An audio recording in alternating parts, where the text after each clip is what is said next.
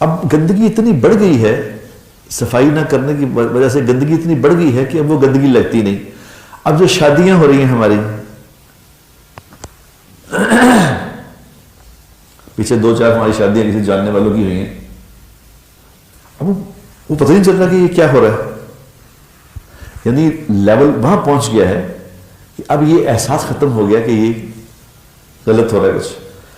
یعنی میں نے پہلی بار میں نے سنا، اور بھی ہوتا ہے، میں نے تو لیٹ سنا کہ دلہنیں بھی ناچ رہی ہیں، جس کی شادی وہ بھی ناچ رہی.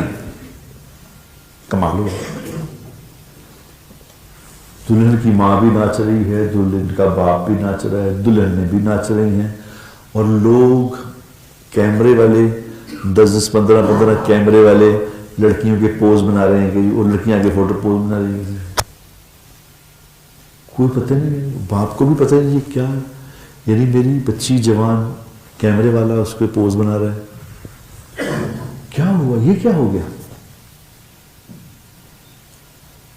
اور پھر کیا کہہ رہے تھے؟ دعا کرا دیں حضرت، دعا کرا دے اللہ پاک شادی جو ہے یہ خیر والی ہو، یہ میاں بیوی میں ایسی محبت ہو جیسے امی عائشہ رضی اللہ تعالی عنہ اور جیسی حضور اکرم صلی اللہ علیہ وسلم سے محبت تھی، ایسی محبت اللہ کو نصیب فرمائے. جیسی فاطمہ رضی اللہ تعالی عنہ، جیسے علی رضی اللہ میں محبت تھی، ایسی محبت نصیب فرمائے. یعنی مت ہی ماری گئی، مت ہی ماری گئی.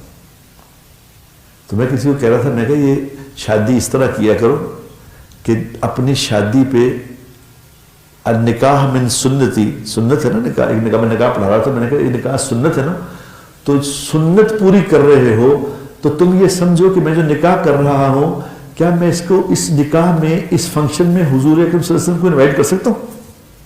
میں کہوں جی آپ اللہ کے نبی تشریف لے آئیں، جب شادی پہ آ جائیں، کر سکتا ہوں؟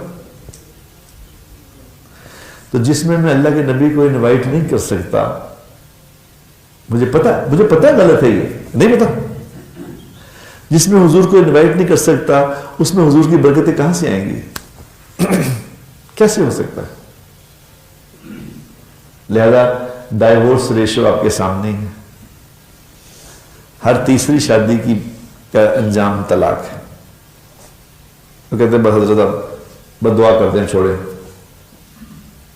دعائیں کیا کریں گے میرے دوست؟ دعائیں کچھ نہیں کر سکتے. آج دعائیں اثر کر رہی ہیں؟ اپنے مان سے بتاؤ، کرتی ہے دعا اثر؟ لوگ خانہ کعبہ میں جا کے دعائیں مانگ رہے ہیں، خانہ کعبہ کے طواف کر کے، یا اللہ پاکستان کی خیر کر دے، پاکستان کی معیشت یا اللہ ٹھیک کر دے، پاکستان کو ایسے حکمران نصیب فرما یا اللہ جو نیک ہوں. ہوئے ہوئے کہاں سے آئیں گے یہ لوگ؟ نیک لوگ کدھر سے آئیں گے؟ کیسے معیشت ٹھیک ہوگی؟ یعنی یہ بالکل ایسا ہی ہے جیسے کوئی آدمی آم کی گٹھلی زمین میں دبا کے اور وہاں سے امید رکھے کہ یہاں سے کنو اگا کریں گے، بڑے زبردست کنو ہوں گے. کبھی نہیں ہوگا میرے دوست، اس طرح نہیں ہوتا. یہ نہیں ہونا ایسے. اس کے لیے ایک علیحدہ پروگرام ہے. جو کرو گے ویسا نظام بنے گا، جو کرو گے اس کا نتیجہ نکلے گا.